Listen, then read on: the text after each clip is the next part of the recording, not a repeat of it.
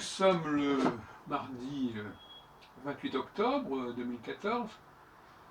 Je voudrais revenir sur la question des emprunts linguistiques, des emprunts en général. Nous sommes, notre humanité facilite énormément la transmission entre ses membres. Et cette transmission, évidemment, ne permet pas de pister facilement l'origine des choses, l'origine des propos. Tant la capacité à répéter et à s'approprier les propos d'autrui est considérable. Je dirais même, pour paraphraser Descartes, que s'approprier les propos d'autrui, c'est la chose du monde la plus répandue. Je dirais même que ça permet d'avoir l'air d'être intelligent que de répéter les choses des autres. Et certains s'imaginent que parce que telle personne tiendra tel propos, cela signifie que ça la définit. Ça ne la définit pas du tout. Alors, je vais revenir sur des questions proprement linguistiques, notamment en ce qui concerne les rapports entre le français et l'anglais et l'allemand. Alors, le cas du E, vous savez que le cas de la prononciation des voyelles en anglais est un véritable casse-tête. Et que, visiblement, il y a une influence française sur la prononciation des voyelles. Le cas le plus remarquable, j'ai déjà abordé la question des diphtongues dans une précédente causerie, c'est vraiment le cas des E muets. Bon, les E muets existent également en allemand, dans certaines mesures. Mais pas tant que ça. Il y a quelques exemples, comme par exemple dans l'article dit, DIE, on dit dit. Mais dans le démonstratif, on dit dise, cette. Donc déjà le E final se prononce, d'ailleurs on devrait dire Nietzsche, Goethe, etc. Donc l'allemand connaît certainement le E, ce qui est effectivement n'est pas le cas ni de l'espagnol, ni de l'italien, ni du latin. Donc le français partage éventuellement ce E final, seulement final. Parce que dans beaucoup d'autres cas, et sauf à l'exception du dit, je ne sais pas pourquoi on ne dit pas die, on dit dit. Bon. C'est une exception. Eh bien, en général, on entend le E. Ce qui permet aux Allemands de parler le français correctement, puisqu'ils ont ce E. Alors que les Espagnols, ils n'ont pas le E. Et l'Allemand a d'ailleurs le E aussi dans le O umlaut. Donc il a vraiment beaucoup de E. Économie, par exemple. Ökonomisch, ça ne s'écrit pas. Bon. C'est un E précédé d'un O, si on veut. Question de convention. L'anglais a le E, mais d'abord, souvent le E, il le prononce I, to be or not to be, par exemple, to become. Mais il a aussi, par exemple, dans les verbes I choose, I change, I come, il a le E final, mais il ne le prononce pas. Parce qu'en allemand, effectivement, il y a ich komme, il n'y a pas. Enfin, je veux dire, il y a ich komme, il y a l'impératif come, le come sans E, alors que l'anglais a I come et l'impératif come aussi, qui s'écrit d'ailleurs de la même manière.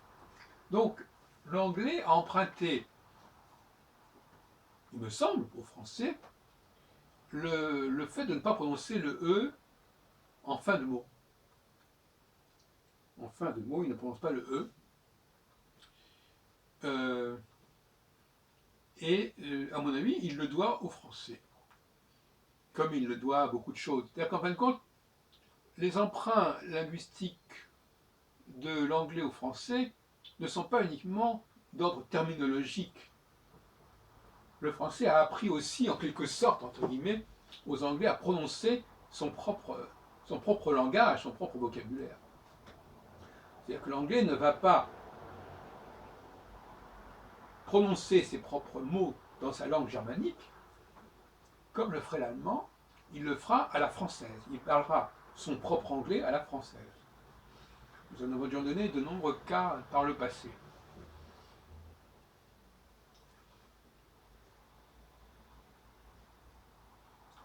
Nous avons déjà signalé aussi les formes en ED finales. I changed. Alors, I changed. Et même regardez même une formule qui pourrait paraître totalement germanique, comme I do. Mais comment ça se dit au prétérit? I did. Et d'où vient ce D? Il vient bien du français.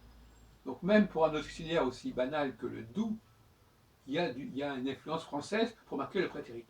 À ce sujet, on remarquera, c'est toujours cette fameuse question délicate de savoir si l'anglais emprunte au français oral ou au français écrit.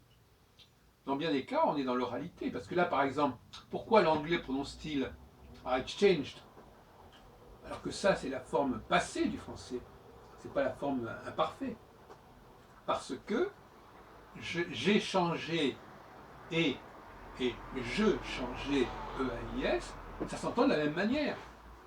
Et donc il a cru que pour former le prétérit, pour former le passé composé, pour former l'imparfait, eh bien on avait toujours la finale E. Et plus exactement la finale ED parce qu'au XIe siècle, il y avait, enfin dans les premiers siècles de l'influence française, on employait encore en français la forme ED. Comme on l'emploie d'ailleurs en espagnol, comido, hablando, etc. Bon, qu'on ne devait pas prononcer d'ailleurs, probablement. Et c'est parce qu'on ne prononçait pas cette finale, comme on ne prononce pas la plupart des finales consonantiques françaises, que ça est devenu le « et », qui est une façon orale de rendre compte du fait qu'on ne prononce pas la consonne finale.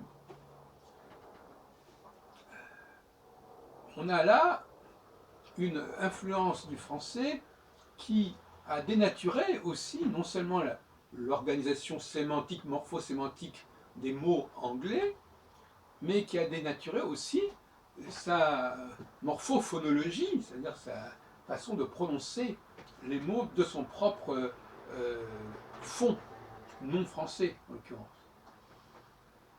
Donc influence française extrêmement forte dans la construction également de la phrase, car la phrase anglaise est très proche de la phrase française, beaucoup plus qu'elle ne l'est de la phrase allemande. En ce sens-là, pour un Français, c'est facile de parler l'anglais au niveau de la construction de la syntaxe. C'est pas compliqué.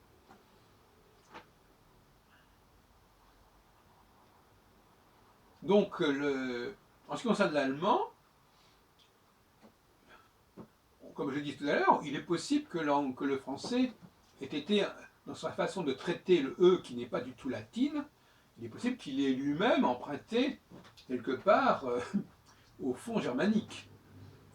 Ce qui expliquerait la facilité éventuellement relative que les langues germaniques ont eu de s'accaparer le français, puisque le français, par certains côtés, s'était quelque peu germanisé. On pourrait peut-être le penser également, ce serait peut-être de bonne guerre de le dire.